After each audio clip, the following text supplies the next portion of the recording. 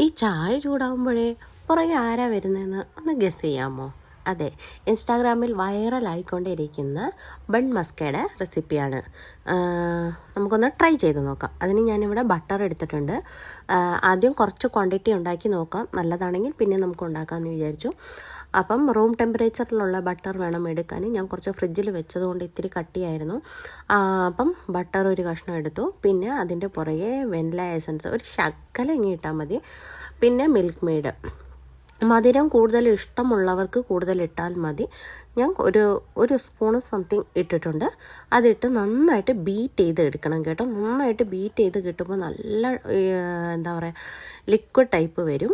അങ്ങനെ ബീറ്റ് ചെയ്തെടുത്ത് കഴിയുന്നതിന് ശേഷം ഞാനിവിടെ നല്ല സോഫ്റ്റായ ബണ്ണ് എടുത്തിട്ടുണ്ട്. അത് സെൻറ്ററിൽ ഇങ്ങനെ കട്ട് ചെയ്തിട്ട് അതിൻ്റെ ഉള്ളിലോട്ട് നമ്മൾ ഈ ക്രീം എടുത്ത് നമ്മൾ നന്നായിട്ട് ഇട്ട് കൊടുക്കണം.